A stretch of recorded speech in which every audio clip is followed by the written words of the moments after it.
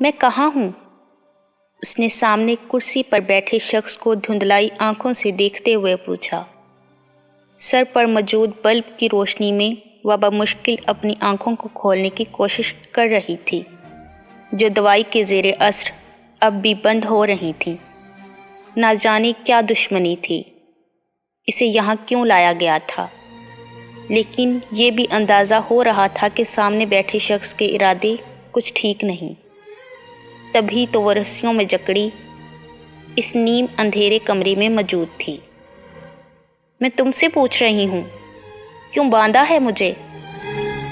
कुर्सी पे बैठी वो चिल्लाई, साथ साथ रस्सियों से जकड़े हाथों को आज़ाद करने की कोशिश भी जारी रखी थी। ए छोकरी, चीख नहीं, समझी? वरना मैं भूल जाऊंगा कि तू एक औरत है। कमरे में करख्त भरी आवाज़ गूंजी।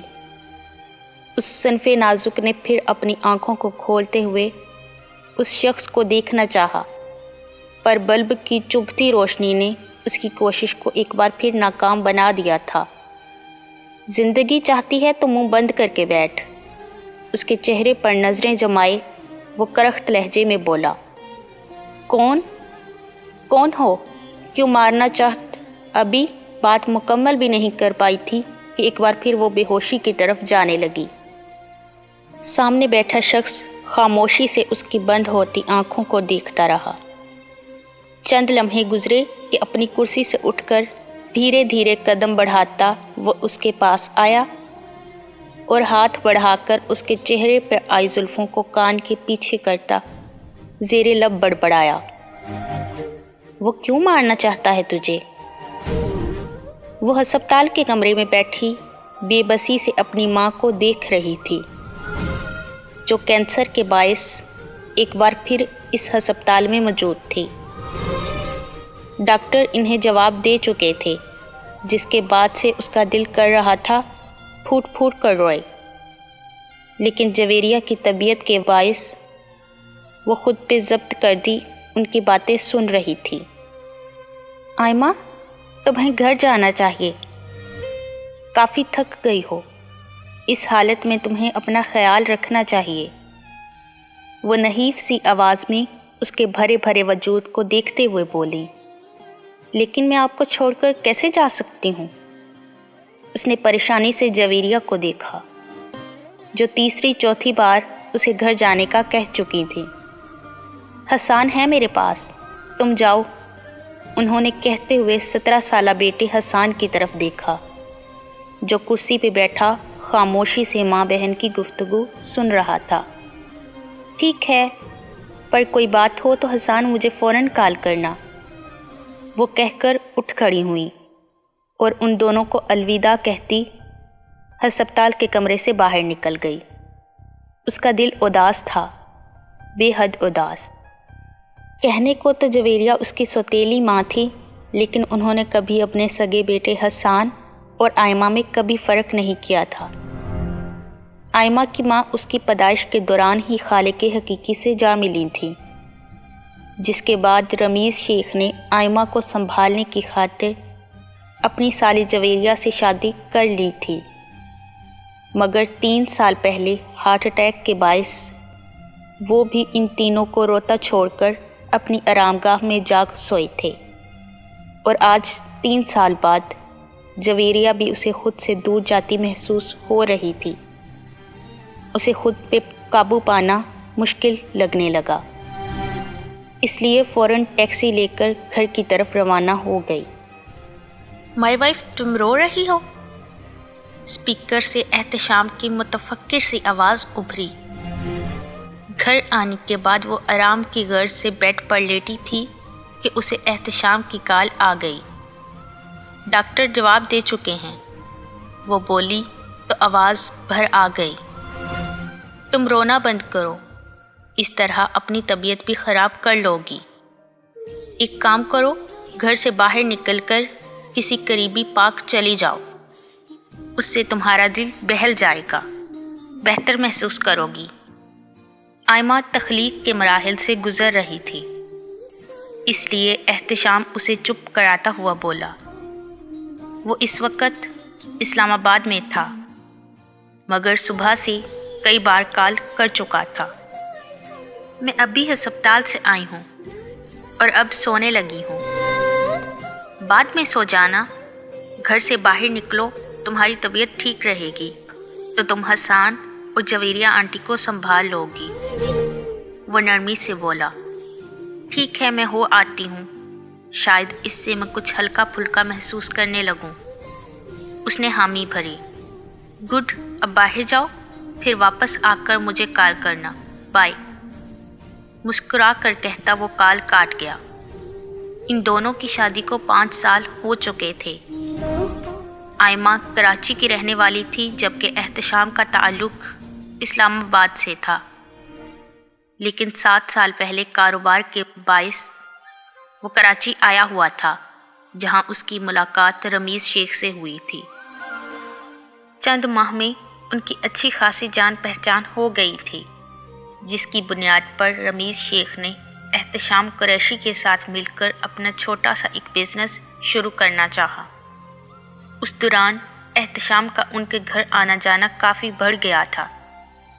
جب بھی وہ ان کے گھر آتا تو اکثر اس کا سامنا آئمہ سے ہو جاتا تھا۔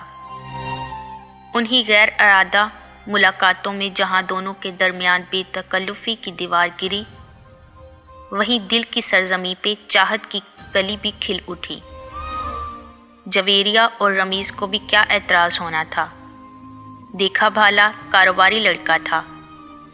موقع غنیمت جان کر انہوں نے فوراً اس رشتے کے لیے احتشام کی امی کو ہاں کر دی، اور یوں آئمہ 20 سال کی عمر میں آئمہ رمیز سے آئمہ احتشام بن گئی تھی۔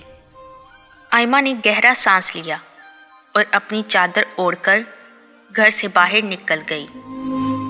اس کا دماغ بالکل معاف ہو رہا تھا۔ وہ یوں ہی غائب دماغی سے سڑک پر چل رہی تھی کہ تبھی اچانک ایک وین اس کے سامنے آ کر رکی۔ اس سے پہلے وہ کچھ سمجھ کر کسی کو مدد کے لیے پکارتی، ان میں سے ایک آدمی نے تیزی سے وین کا دروازہ کھول کر اسے اندر کی جانب۔ ایک بار پھر اس نے آنکھوں کو کھولنے کی کوشش کی۔ چکراتا ہوا سر، اوپر سے چبھتی بلب کی روشنی اس کی کوشش کو ناکام بنا رہی تھی۔ اس نے واپس آنکھیں بند کر لیں۔ اے چھوکری، کھانا کھا لے۔ دروازہ کھول کر اندر آتا آدمی اسے ایک نظر دیکھ کر نظریں جھکا گیا۔ آئمہ نے بامشکل آنکھیں کھول کر اسے دیکھا، جو کم از کم 15-16 سال کا ایک لڑکا تھا۔ اس کے ہاتھ میں کھانے کی ٹرے موجود تھی۔ آخر میں نے کیا بگاڑا ہے؟ مجھے کیوں باندھا ہے یہاں؟ وہ اسے دیکھ کر چلائی۔ بوس نے کہا ہے تمہارا اس حالت میں چیخنا چلانا اچھا نہیں، کھانا کھا لو۔ وہ کہتا ہوا آگے بڑھا اور اس کا دایاں ہاتھ کھولنے لگا تاکہ وہ آسانی سے کھانا کھا سکے، جبکہ آئمہ اس کی بات سن کر حیرت سے اسے دیکھ رہی تھی۔ کیسے عجیب کڈنیپر تھے، جہاں ایک طرف اسے اغوا کیا تھا، وہیں دوسری طرف اس کی حالت کا بھی خیال کر رہے تھے۔ مجھے نہیں کھانا، مجھے جانے دو، وہ ایک بار پھر چلائی۔ بوس آئیں گے تو ان سے بات کرنا، فی الحال کھانا کھاؤ، 10 منٹ بعد آؤں تو پلیٹ خالی ملے۔ ٹرے اس کی گود میں رکھ کر وہ کمرے سے باہر نکل گیا۔ آئمہ نے ایک نظر اپنے دائیں ہاتھ پر ڈالی جو رسی کی قید سے آزاد تھا، اور دوسرا بائیں پر جو ابھی بھی قیدی بنا ہوا تھا۔ وہ بامشکل ایک ہاتھ سے نوالا بنا بنا کر حلق سے اتارنے لگی۔ عجیب بے بسی تھی، لیکن اس حالت میں نخرے بھی تو نہیں دکھا سکتی تھی، ورنہ کبھی اس کھانے کو ہاتھ نہ لگاتی۔ کھانا کھا لیا اس نے؟ صوفے پہ بیٹھا شیر افغن اپنے سامنے کھڑے نیازی کو دیکھ کر پوچھنے لگا، جو ادب سے سر جھکائے کھڑا تھا۔ جی بوس، کھانا کھا لیا ہے۔ ٹھیک ہے، اب تم جاؤ، وہ کہتا ہوا خود بھی صوفے سے اٹھ کھڑا ہوا اور راہداری سے گزر کر اس کمرے میں آیا جہاں آئمہ رسیوں سے جکڑی چیخنے چلانے میں لگی تھی۔ تم آخر بتاؤ گے क्यों लाए हो मुझे यहाँ? शेर उफकन को देखते ही आयमा ने रोते हुए पूछा। चुप, बिल्कुल चुप। जो पूछ रहा हूँ बस उसका जवाब दे। पहले के मुकाबले वो अब ज़रा नर्म लहजे में गोया हुआ और उसके सामने रखी कुर्सी पर आगे को झुक कर बैठ गया। वो क्यों मारना चाहता है तुझे? उसके पूछने पर आयमा रोना धोना भूलकर उलझन भरी नज़रों से उसे देखने लगी। कौन मारना चाहता है मुझे? मैंने तो किसी का कुछ नहीं बिगाड़ा। शेर उफकन जो कुर्सी पर आगे को झुक कर बैठा था पीछे हुआ और कुर्सी से पुश्त लगाता बागौर उसके चेहरे को देखने लगा। बिलाशुबा सामने बैठी लड़की खूबसूरत होने के साथ साथ मासूम भी थी। फिर ना जाने उस शख्स की क्या दुश्मनी थी जिसने उसे मारने के लिए शेर उफकन को पैसे दिए थे। कौन मारना चाहता है मुझे? उसकी नज़रें और कमरे में फैली खामोशी से घबराकर आयमा ने फिर पूछा। शेर उफकन चंद लम्हे मज़ीद उसे देखता रहा, फिर ठहरे हुए लहजे में बोला, तेरा शौहर। लिविंग रूम के सोफे पर बैठा वो आराम से टीवी देख रहा था जब मोबाइल की बजती टोन ने उसकी तवज्जो अपनी जानब खींची। उसने एक बेजार नज़र सामने टेबल पर रखे अपने मोबाइल पर डाली, मगर अगले ही लम्हे उसकी आंखें चमकने लगीं। उसने हाथ में पकड़े रिमोट से टीवी की आवाज़ कम की और फिर टेबल पर रखा मोबाइल उठाकर कान से लगा लिया। हेलो, तुम्हारी बीवी को हमने उठा लिया है। एहतशाम के हेलो कहते ही शेर उफगन की आवाज़ उभरी, जिस पर एक मकरूह मुस्कुराहट उसके होंठों को छू गई। चंद पल की खामोशी के बाद वो मुख्तसर सा बोला, किलहर। आयमा फटी फटी नज़रों से कभी मोबाइल को तो कभी शेर उफगन को देख रही थी।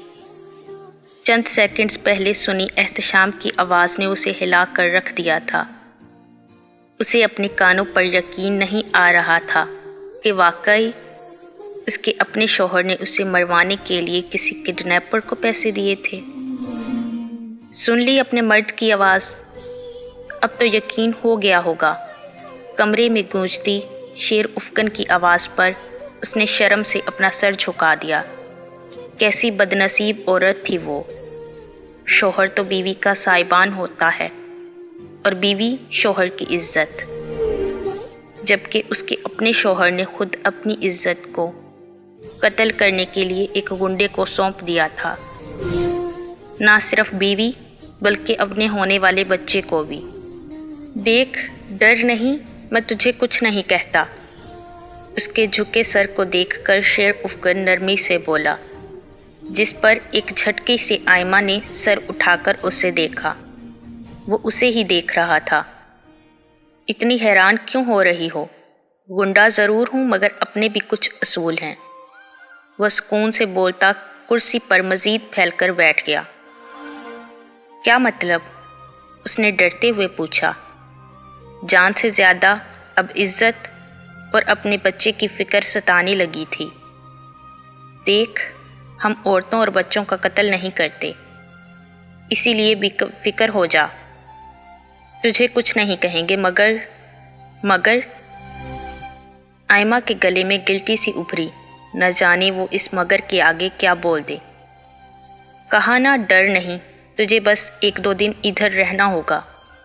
सुकून से बोलता वो आयमा का सुकून गारत कर गया। क्यों? वो तेज़ी से बोली। क्योंकि तेरे शौहर ने आधी रकम दी है, पूरी रकम तेरे कत्ल के बाद। इसलिए जब तक पूरी रकम नहीं मिलती तुझे नहीं छोड़ सकते। वो कहता हुआ उठ खड़ा हुआ। आयमा ने बेचैनी से उसे देखा। बेफिक्र होकर रह, कोई तुझे कुछ नहीं कहेगा। बस जैसा कह रहा हूँ वैसा करती जा। आयमा की परेशानी को भांप कर वो उसे यकीन दिलाता हुआ बोला। जानता था हर शरीफ लड़की को पहली फ़िक्र अपनी इज्जत की ही होती है।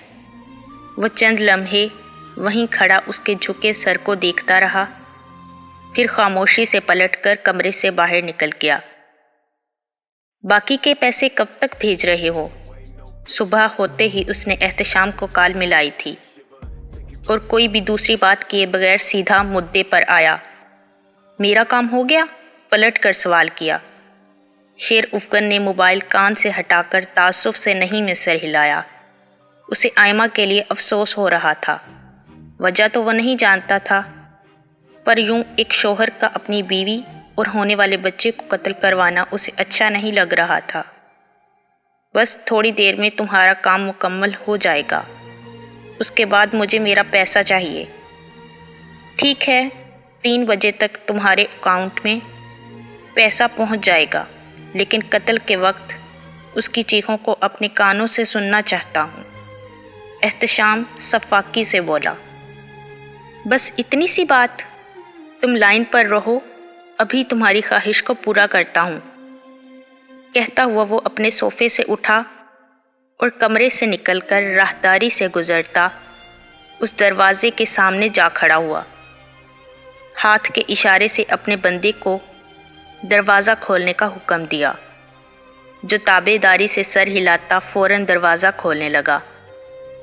شیر افغن اندر داخل ہوا، جہاں وہ رسیوں میں جکڑی بیٹھی تھی، مگر کل کی نسبت آج وہ تھوڑا پرسکون نظر آ رہی تھی۔ لو اپنی بیوی کی آخری بار آواز سن لو، کہنے کے ساتھ ہی اس نے ہاتھ میں پکڑی پستول آئمہ کی جانب اٹھائی، جو حیرت سے شیر افغن کو دیکھ رہی تھی۔ کل تک تو وہ بول رہا تھا کہ عورتوں اور بچوں کا قتل نہیں کرتے، اور آج اس پر پستول تانے کھڑا تھا۔ تم، اس سے پہلے وہ کچھ کہتی، کمرے میں فائر کی آواز کے ساتھ آئمہ کی چیخ بھی گونج اٹھی۔ امید ہے تسلی ہو گئی ہوگی۔ اب میرا پیسہ میرے اکاؤنٹ میں پہنچ جانا چاہیے۔ فون کان سے لگائے تحکمانہ انداز میں کہتا وہ کال کاٹ گیا۔ پھر نظر پھیر کر سامنے بیٹھی آئمہ کو دیکھا، جو ابھی بھی آنکھوں کو سختی سے میچے ہوئے تھی۔ آنکھیں کھول لو، مری نہیں ہو۔ شیر افغن کی آواز پر اس نے باری باری اپنی دونوں آنکھوں کو کھولا۔ اپنے زندہ ہونے کا یقین کر کے اس نے چہرہ موڑ کر دیوار کی طرف دیکھا، جہاں گولی لگنے کا نشان موجود تھا۔ تم نے تو جان ہی نکال دی تھی، ایک دم اس کی زبان سے پھسلا۔ کہا تھا نا تم سے، ڈرو نہیں، ہم عورتوں اور بچوں کو کچھ نہیں کہتے۔ وہ کہتا ہوا اس کے سامنے رکھی کرسی پر آ بیٹھا۔ آئمہ کو اس کے بدلے ہوئے انداز پر حیرت ہوئی تھی، جو تو سے تم پر آ گیا تھا، مگر اس نے چہرے کے تاثرات سے واضح نہیں ہونے دیا۔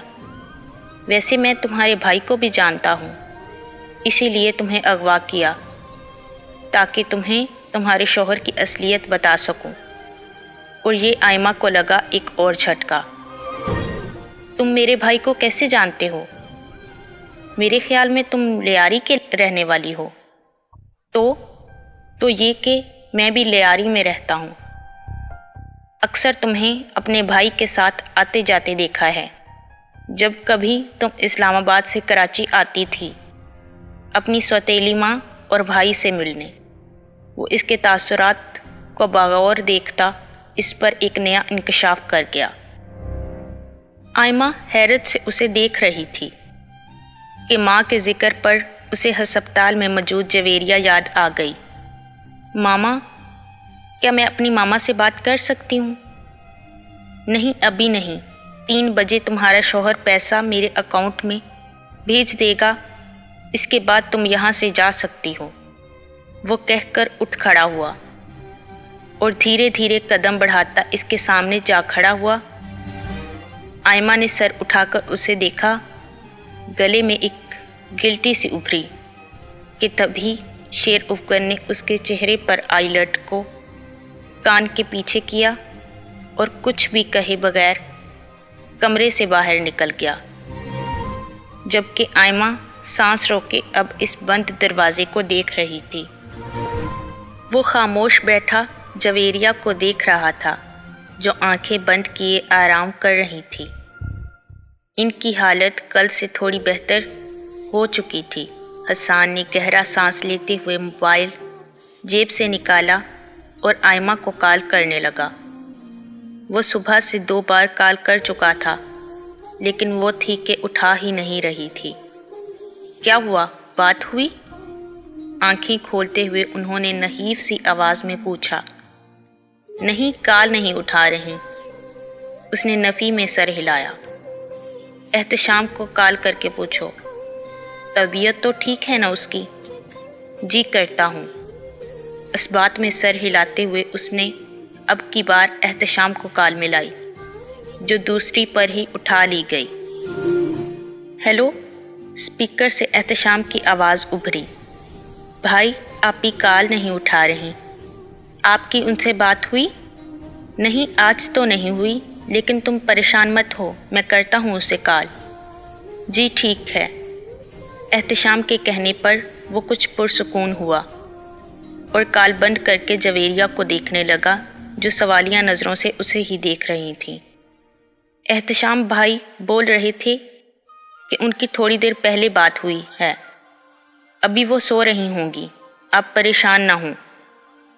जवेरिया की तबीयत के बायस इसने झूठ बोला। न जाने वो मुतमईन भी हुई थी या नहीं, पर खामोशी से दोबारा आंखें बंद कर ली थीं।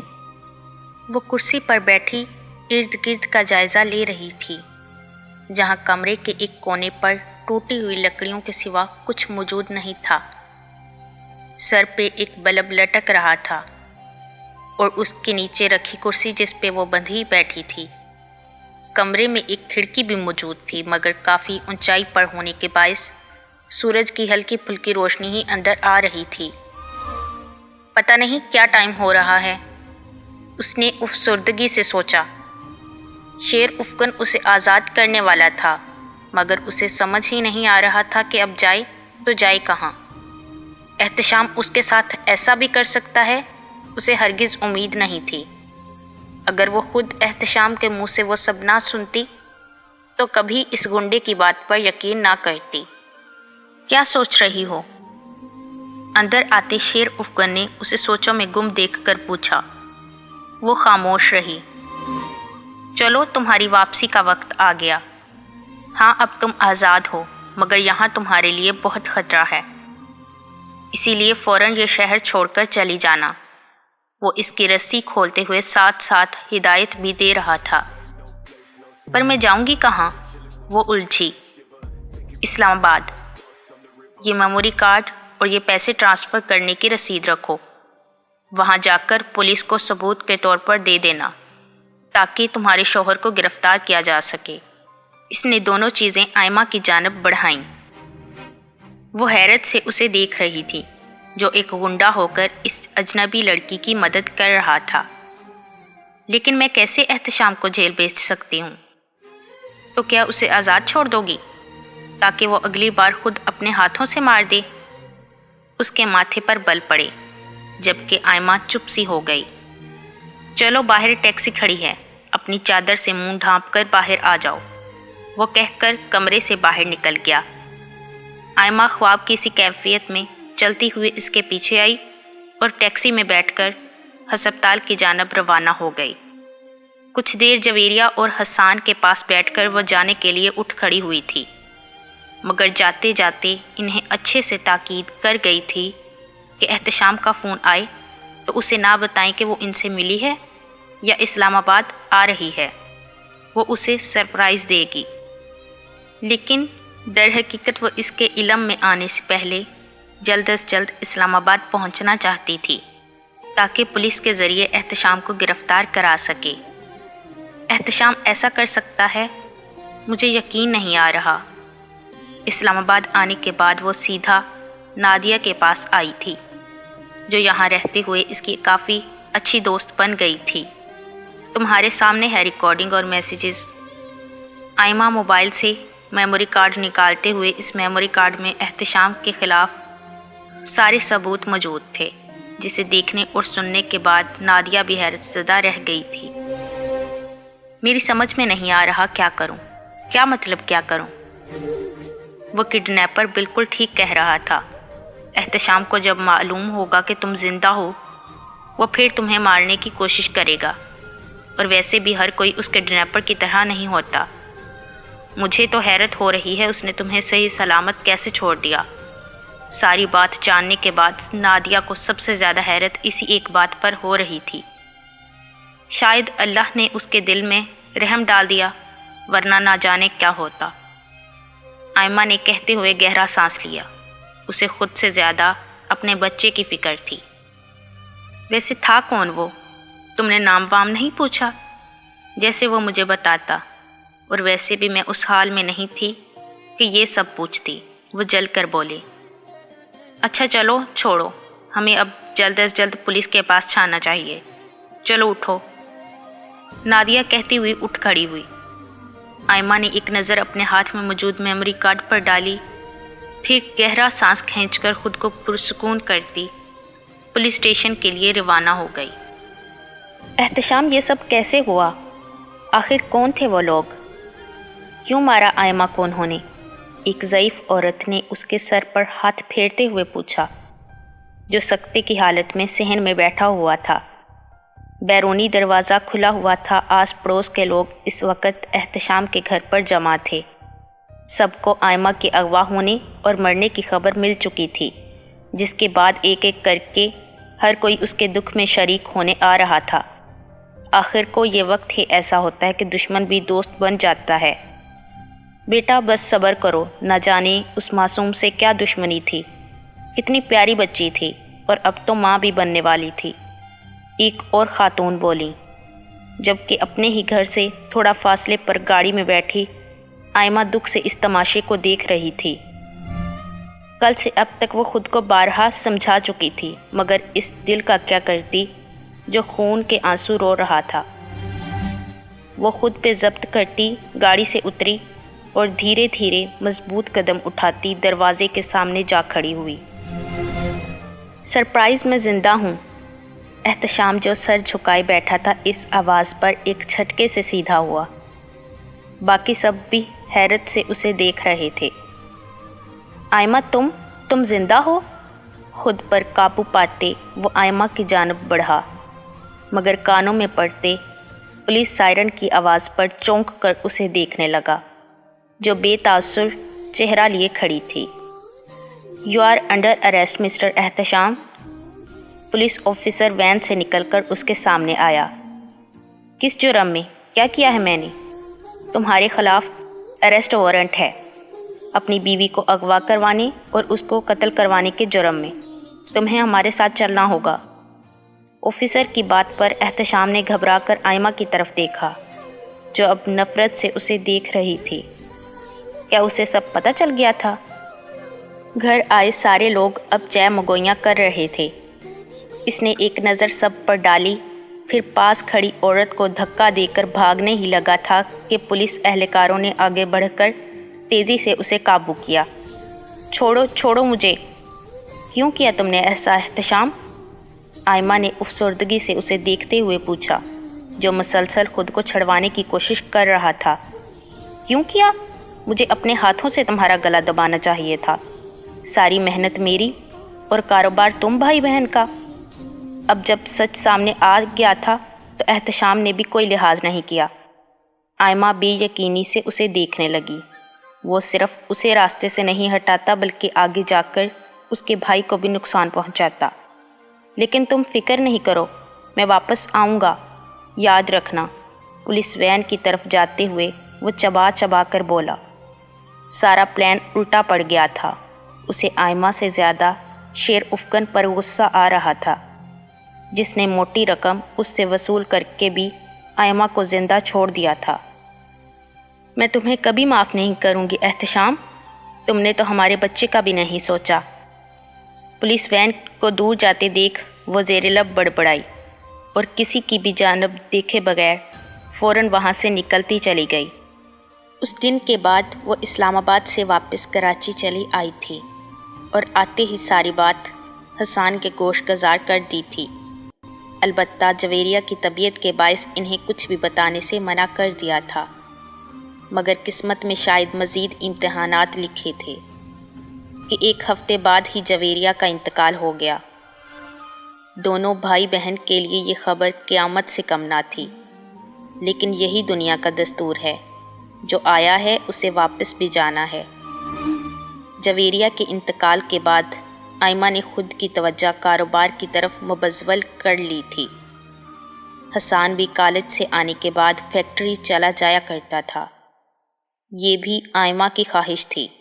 وہ چاہتی تھی کہ ابھی سے وہ اپنی ذمہ داری کو سمجھے تاکہ پھر کوئی احتشام ان کی آنکھوں میں دھول نہ جھونک سکے۔ اوپر سے اس کی اپنی حالت بھی گرتی چلی جا رہی تھی۔ اسے ڈر لگنے لگا تھا کہ نہ جانے وہ اس بچے کو صحیح سلامت اس دنیا میں لا پائے گی بھی یا نہیں۔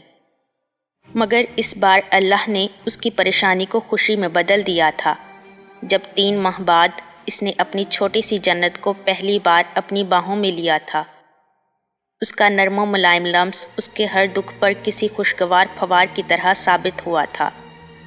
حسان سوتی ہوئی جنت کو آئمہ کی گود سے لیتا ہوا بولا، ٹھیک ہے تم اسے کاٹ میں لٹا دو، میں تمہارے لیے چائے بناتی ہوں۔ آئمہ کہتی ہوئی لیونگ روم سے نکل کر کچن کی جانب بڑھ گئی۔ حسان آج فیکٹری سے دیر سے گھر آیا تھا اور اب کھانے کے بعد اسے چائے کی طلب ہو رہی تھی۔ حسان جنت کو اٹھائے اسے آئمہ کے کمرے میں لے آیا تھا اور کاٹ میں لٹا کر اسے پیار کرتا واپس کمرے سے باہر نکل گیا۔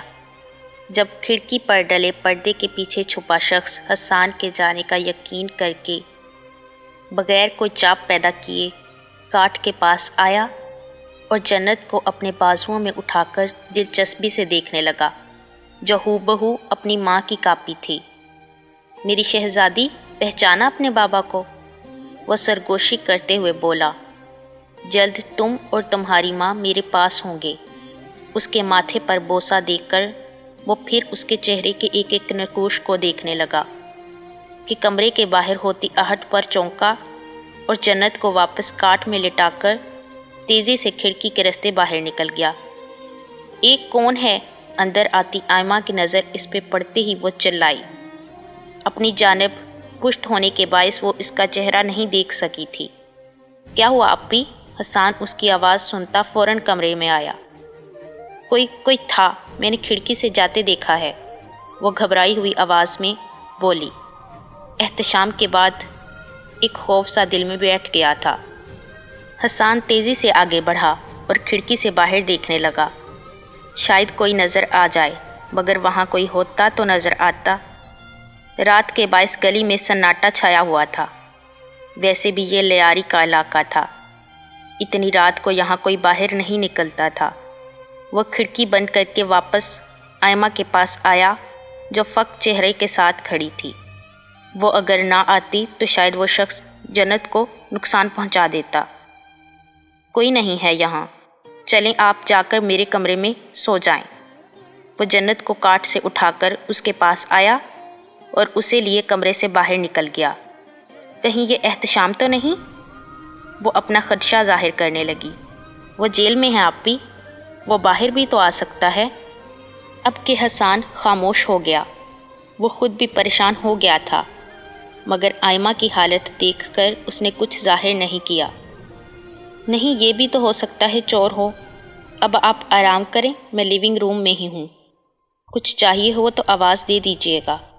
وہ اسے اور جنت کو اپنے کمرے میں چھوڑ کر خود باہر نکل گیا۔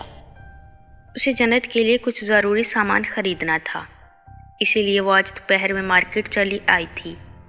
سارا سامان لینے کے بعد وہ اپنی چادر ٹھیک کرتی تیزی سے اپنی گاڑی کے پاس آئی اور سامان پچھلی نشست پر رکھ کر دروازہ بند کرتی ڈرائیونگ سیٹ پر آ بیٹھی۔ جنت گھر پر اکیلی تھی، اس لیے اسے جنت کی فکر ہو رہی تھی، حالانکہ اس واقعے کو 1 ہفتہ گزر چکا تھا۔ اس کے بعد سے اس نے پھر سے کسی کو گھر میں گھستے یا نکلتے نہیں دیکھا تھا۔ پھر بھی دل میں ڈر سا بیٹھ گیا تھا، جنت جاگ نہ گئی ہو ورنہ رو رو کر برا حال کر لے گی۔ اس نے سوچتے ہوئے گاڑی سٹارٹ کی ہی تھی کہ کوئی تیزی سے دروازہ کھولتا اس کے برابر والی سیٹ پر آ بیٹھا۔ جلدی چلاؤ گاڑی، چلو۔ چہرے پر نقاب لگائے، ہاتھ میں پستول تھامے، وہ اس کی حیرت سے کھلی آنکھوں میں جھانکتا غرایا۔ چلو، میری شکل کیا دیکھ رہی ہو؟ وہ جھنجھلا کر بولا۔ آئمہ جو حیرت سے اسے دیکھ رہی تھی، فوراً سنبھلتے ہوئے گاڑی سٹارٹ کی اور آگے بڑھا دی۔ उस रास्ते पर डालो गाड़ी। एक और हुक्म जारी किया। उसके हाथ में मौजूद पिस्तौल देखकर वो खौफजदा होती इस बात में सर हिलाने लगी और फ़ौरन गाड़ी उसके बताए हुए रास्ते पर डाल दी। चंद मिनट बाद वो एक सुनसान सड़क पर मौजूद थे जब उस आदमी ने गाड़ी रोकने का हुक्म दिया। बस अब यहाँ से चला जाऊँगा मैं, वो पुरसुकून सा बोला, जबकि उसकी आवाज़ पर गौर करती आयमा हैरत से गोया हुई। तुम वही किडनैपर हो ना? अरे वाह छोकरी, बड़ी अच्छी याददाश्त है, इसने कहते हुए चेहरे का निकाब हटाया। आयमा खामोशी से उसे देखती रही। इस अरसे में एक यही तो चेहरा था जो उसके जहन से निकल नहीं पाया था। क्यों भाग रहे थे तुम? चंद लम्हे की खामोशी के बाद उसने पूछा। ना जाने क्यों अपने सामने मौजूद शख्स से उसे डर नहीं लग रहा था। वो कुछ लोग पीछे लगे थे। एक बार फिर सुकून से जवाब दिया। क्या मिलता है तुम्हें ये सब करके? हाथ नहीं कांपते मासूम लोगों का कत्ल करते वक्त? वो छोरी, पेट की आग बुझाने के लिए ये सब करना पड़ता है। और आज तक जिन को मारा है वो भी कोई दूध के धुले नहीं थे, बल्कि वाजिबल कत्ल थे। इस हुकूमत को तो मेरा एहसानमंद होना चाहिए। इस मुल्क की गंदगी को ख़त्म कर रहा हूँ। शेर उफ़कन फ़ख्र से अपने कॉलर अकड़ा कर बोला। आयमा उसे देख कर रह गई, जो अपने करतूतों को ऐसी शान से बता रहा था कि गुंडा नहीं बल्कि मुल्क का मुहाफिज हो। शेर उफ़कन ने पिस्तौल जेब में रखी और चेहरा मोड़कर उसे देखा। वैसे छोड़, ये बता, मुझसे शादी करेगी? अब कि आयमा हैरत से उसे देखे गई। जिस शख्स ने चंद माह पहले उसे पैसों के लिए किडनैप किया था, आज उसके सामने बैठा शादी की पेशकश कर रहा था। दिमाग दुरुस्त है आपका? मैं शादीशुदा और एक बच्ची की माँ हूँ। तो क्या हुआ, मैं संभाल लूँगा तुम्हारे साथ तुम्हारी बच्ची को भी। और तुमने खुला नहीं लिया अपने शौहर से? वो ऐसे बोल रहा था जैसे बहुत बेतकल्लुफ़ी हो उनमें। ये आपका मसला नहीं है और गाड़ी से उतरे, मुझे घर जाना है, वो नागवारी से बोली। हालांकि एहतशाम के जेल जाने के बाद ही उसने खुला का केस भी दायर कर दिया था, मगर इस गुंडे को बताना उसे मुनासिब नहीं लगा। अभी तो जा रहा हूँ, लेकिन सोचना ज़रूर मेरी ऑफ़र के बारे में। कसम से बहुत खुश रखूँगा, वो कहता हुआ फ़ौरन गाड़ी से बाहर निकल गया। मगर उसके लफ्ज़ों की बाज़गश्त ने आयमा का पीछा नहीं छोड़ा। घर आने के बाद भी वो शेर उफ़कन को सोचती रही थी। एक गुंडे के साथ शादी वो सोचना नहीं चाहती थी, फिर भी उसे सोचे जा रही थी। हसन जब घर आया तो उसने आज का सारा वाक़या भी उसके गोश गुज़ार कर दिया था। कम उम्र होने के बायस हसन को भी समझ नहीं आया आखिर इस मामले से कैसे निपटे। वो एक गुंडा था और अपनी बात पूरी ना होने पर इन्हें कोई भी नुकसान पहुंचा सकता था। आप परेशान ना हो आपी, हम ऐसा करते हैं, कुछ वक्त के लिए ये जगह छोड़कर किराए के घर शिफ्ट हो जाते हैं। उसने अपनी सोच के हिसाब से हल पेश किया। हाँ चलो देखते हैं क्या करना है। आयमा फीका सा मुस्कुराई और जन्नत को लिए अपने कमरे की जानब बढ़ गई। वो हसन को मज़ीद परेशान नहीं करना चाहती थी। उस दिन के बाद से शेर उफ़कन फिर उसे टकराया नहीं था, जिस पर उसने शुक्र अदा ही किया। ऐसा नहीं था कि आयमा को उससे कोई डर था, बल्कि शेर उफ़कन वो शख्स था जिसने उसकी अपने शौहर से जान बचाई थी। बेशक मौत और ज़िंदगी अल्लाह के हाथ में है, लेकिन आयमा की कहानी में उसने अहम किरदार अदा किया था। मगर इसकी शादी की बात ने आयमा को हिला कर रख दिया था, जिसे वो ना चाहते हुए भी सोचे जा रही थी। वक़्त गुज़र रहा था, एहतशाम से उसकी खुला हो चुकी थी। अब इसकी सारी तवज्जो बस जन्नत और हसन पर ही थी। ज़िंदगी खुशियों भरी नहीं, पुरसुकून गुज़र रही थी और मज़ीद सुकून से गुज़र जाती अगर एक दिन एहतशाम इससे ना टकराता। वो इस वक्त इस्लामाबाद वाले घर पर थी। एक हफ्ते से वो तीनों ज़रूरी काम की वजह से इस्लामाबाद आए हुए थे, लेकिन आज जन्नत की तबीयत की ख़राबी के बायस वो जल्दी जल्दी घर के काम निपटाती अब हस्पताल के लिए तैयार हो रही थी। मौसम की तब्दीली की वजह से आज सुबह से ही जन्नत को बुखार चढ़ा हुआ था, जो कम होने की बजाय मज़ीद बढ़ता जा रहा था। इससे पहले कि तबीयत मज़ीद बिगड़े वो अस्पताल जाने का इरादा करती, तैयार होकर जन्नत को लिए घर से बाहर निकल गई। रास्ते में उसने हसन को भी कॉल कर दी थी ताकि वह घर आ जाए तो परेशान ना हो। खुद वो अस्पताल पहुंचकर डॉक्टर से चेकअप करवाने और दवाइयाँ लेने के बाद अब वापस घर की तरफ रवाना थी, जब गाड़ी चलाते वक्त कोई सामने सड़क पर आ खड़ा हुआ। उसने बरवक्त ब्रेक लगाया, वरना ऐन मुमकिन था गाड़ी सामने खड़े शख्स से टकरा जाती। पागल हो क्या, अभी मर जाते। गाड़ी से निकलकर वो गुस्से से इस नकाबपोश शख्स को देखकर बोली। जब वह धीरे धीरे कदम उठाता उसकी जानिब बढ़ने लगा। मुझे पहचाना नहीं जाने एहतशाम? 2 कदम के फासले पर रुककर चेहरे से निकाब हटाता वो मकरूह मुस्कुराहट होंठों पर सजाए बोला, जबकि आयमा बेयकीनी से अपने सामने खड़े एहतशाम को देखी गई। चंद माह पहले छाया खौफ एक बार फिर जाग गया था। तुम तो जेल में थे ना? उसकी बात पर एहतशाम हंसा और धीरे धीरे कदम उठाता मज़ीद इसकी जानिब बढ़ा। आयमा को अपने इर्द गिर्द ख़तरा महसूस हुआ। सुनसान सड़क पर कोई मदद करने वाला नहीं था। वो उल्टे कदमों पीछे होने लगी। हाँ, आज ही जेल से फ़रार हुआ था और किस्मत देखो, रास्ते में तुम टकरा गईं। एहतशाम कहता हुआ इसके करीब पहुंच चुका था, मगर इससे पहले कि वो कुछ करता, किसी ने गिरबान से पकड़कर उसे दूर धकेला। एहतशाम लड़खड़ाकर पीछे ज़मीन पर जा गिरा। तुम? अपने सामने खड़े शेर उफ़कन को देखकर उसने दांत पीसे। कितना बड़ा नुकसान करवा दिया था इस किडनैपर ने कि इसकी वजह से वो जेल तक पहुंच गया था। हाँ, मैं वही शेर उफ़कन जिसे तुमने आयमा को मारने के पैसे दिए थे, उसने कहते हुए एहतशाम को फिर गिरबान से पकड़कर अपने मुकाबल किया और एक ज़ोरदार घोंसा उसके चेहरे पर मारा, जिससे वो एक बार फिर ज़मींबोस हो गया। आयमा हैरत और परेशानी से शेर उफ़कन को एहतशाम को मारते देख रही थी। कैसा इंसान था जो आज दूसरी दफ़ा उसकी जान बचाने के लिए ना सिर्फ इसके पास मौजूद था, बल्कि उसके बारे में सब जानता भी था। और एक वो थी जिसे इसका नाम भी आज पता चला था, खुद शेर उफ़कन के मुंह से। छोड़ दो उसे शेर उफ़कन, ये मर जाएगा। एहतशाम की बुरी होती हालत देखकर आयमा चिल्लाई। उसके मुंह और सर से खून निकलने लगा था। हालत निढाल सी हो गई थी। भला एक गुंडे के आगे वो क्या कर सकता था, तो बेचारा पिट ही रहा था। छोड़ दो इसे, देखो देखो पुलिस आ गई है। दूर से आती पुलिस वैन को देखकर उसने शेर उफ़कन का बाजू पकड़कर पीछे करना चाहा। क्या हो रहा है यहाँ? और तू बहुत शौक है ना जेल से भागने का? पुलिस जो एहतशाम के जेल से भागने के बाद उसे ढूंढती फिर रही थी, यूँ इन तीनों को सुनसान सड़क पर खड़े देख कर इनके पास आकर वैन रोकी। मगर एहतशाम को देखते ही ऑफिसर ने उसे आड़े हाथों लिया।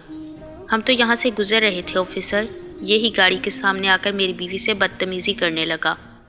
शेर उफ़कन ने सफाई से झूठ बोला, जबकि इसके बीवी कहने पर आयमा ने गड़बड़ा कर उसे देखा, जो मज़े से उसे अपनी बीवी बना गया था। चलो अब जाओ यहाँ से, इसे हम संभाल लेंगे। ऑफिसर के कहते ही उसने आयमा का हाथ पकड़कर उसे गाड़ी में बिठाया और ख़ुद ड्राइविंग सीट पर आकर गाड़ी स्टार्ट करता वहाँ से निकलता चला गया। इसलिए कहा था मुझसे शादी कर लो, हर बार तुम्हारी मदद के लिए कोई आए ज़रूरी नहीं। वह गाड़ी को थोड़ा फासले पर ले जाकर रोकते हुए बोला। ये सड़क सुनसान नहीं थी, आसपास से लोग गुजरते दिखाई दे रहे थे।